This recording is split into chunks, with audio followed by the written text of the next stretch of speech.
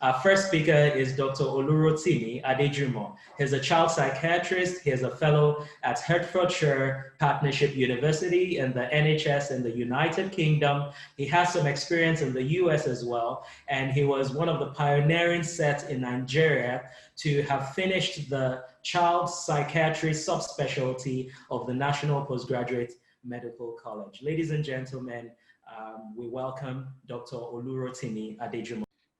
Thank you very much, Dr. Motosho, and welcome everyone to this event. I'd like to say thank you to the organizers. I think it's been a lot of energy put into setting this up. So this is my first slide, and I selected the topic, optimizing your mental health in unexpectedly difficult times. And I select this very specifically. Anyone you would speak to nowadays would talk about the coronavirus pandemic. And 2020 has been a funny year for a lot of people because of COVID. And when we're talking about mental health, it's almost impossible in the same context not to talk about COVID and the impact it's had on us. In the next couple of minutes, I just want to talk very briefly about the snapshot of the UK experience, my experience working in the UK. Now, talking quite a bit, we don't have a lot of time, but I'll be talking about the experience in the context of our practice across the lifespan and drawing some of the apparent difficulties people elsewhere in the world will probably be able to relate to. And because we don't have much time, I would like to talk about your own mental health as individuals and what you could do and what you should do under these kind of circumstances. Dr. Motosha has run through a lot of this. Just to highlight, today is World Mental Health Day. And of course, one thing that we have known, if anyone's listening to WHO nowadays, is that mental health has been on the front burner. We know that all over the world, there's been a lot of concern about the rising cases of suicide and a lot of mental health problems, really, not just in Africa, sub-Saharan Africa, but elsewhere in the world also. And of course, the coronavirus pandemic just came up, and this almost certainly added to the challenges we're seeing. So currently we have about 450 million people living with mental health problems all over the world. That is significant. It's known now that 1 in 4 people will be affected by mental health problems during the course of their lifespan. That's like any 4 people you see, 1 of them. And that says quite a lot. Dr. Motosha mentioned earlier on the fact that mental, neurological, and substance use disorders exact a high toll on health outcomes and account for up to 13 or 14% of the total global burden of disease. And that's something that people need to pay attention to.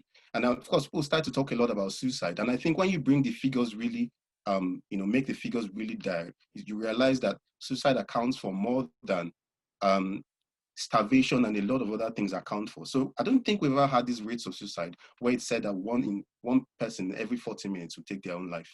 And of course, all of this is occurring, all of this exists, and then we have the context of COVID that we have currently. And of course, it's important at this time to pay attention to what our governments need to do and what healthcare organizations need to do to invest in mental health care, which is what the World Health Organization is calling us to, and what World Mental Health Day is about today. I think it's important to state at this point that it's not just today. So today is the Mental Health Day, and we're talking a lot about mental health. There's a lot of talk about mental health, but beyond today, what happens? And I think that's a big question to ask. I think it's something every single one of us needs to go back and think about. And I think it starts with us. And that's why I've taken a rather strange approach to this. I won't be talking much about the global picture, but I'd like to draw home right from my own experience in working with young people in the UK, and then talk about each and every one of us experience. And so as I talk, I'd like us to think about our individual lives as people. Some of us are healthcare practitioners, some of us are not. But think about your own self and the changes that have happened during the course of this year. It starts with each and every one of us to say, what exactly is my experience with mental health? How can I see the other person who may be going through mental health challenges a little different? And who can I talk to about the need to make things a little different for mental health? As we all know, COVID-19 came in early 2020, and with it came a lot of change the way we know things. I just run through a lifespan picture in the UK. So I happen to work among young people, and a lot of my work has to do with teenagers who have mental health problems. One of the things that happened in the United Kingdom was that the lockdown started about the 16th of March this year, which was, of course, an intervention to reduce the spread of the coronavirus. And I think that for young people, in our experience and in our practice, what we've seen is that the virus itself did not have a direct impact on their life. But what happened was the change in lifestyle. For example, not being able to go to school anymore, not being able to see their friends on a regular basis, and those indirect effects began to impact on the way people experienced mental health. However, we would say that generally speaking in our practice, young children and teenagers have said to us that they don't think that coronavirus affected them very significantly. Where we start to see quite a significant change in people's mental health function is in adults. So one of the things that happened when the pubs opened in the United Kingdom on about the 5th of July, and people assumed that coronavirus pandemic was over, it really wasn't, was that we started to see a lot of people coming with substance use problems. People were taking a lot of alcohol and people were doing a lot of drugs. And it spoke to us about the fact that people were struggling to cope with COVID in a wide variety of ways. And I'd like us to think about this too. There are probably people in our experience who have struggled quite a bit with anxiety and low mood and depression, and maybe have turned to alcohol and drugs. And that's as simple as where mental health problems start.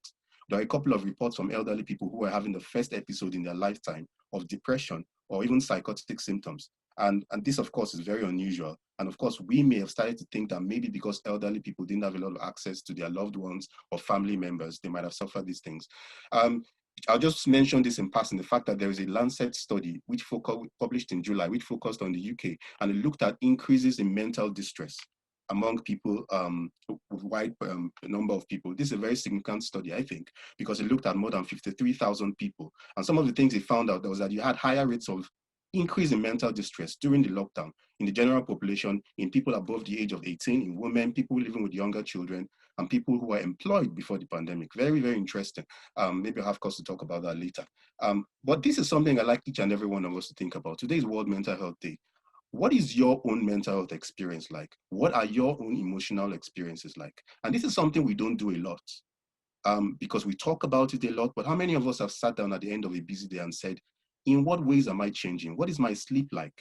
Am I worrying a bit more? Am I a bit more anxious than I used to? What's my view of the future like? Am I feeling a bit more hopeless than before? Am I struggling with anger problems? Am I starting to take a bit more alcohol than I used to? Am I struggling a bit with drugs? And then do I have thoughts of suicide? And I'd like to say that for each and every one of us, it's maybe a time to start to think, first of all, about ourselves, look inward, look at things we can do to improve ourselves and to get better, and where we feel overwhelmed and we're not able to get help, probably seek help from mental health professionals. So we don't have a lot of time, but I'll just round up on this point. Thank you for listening.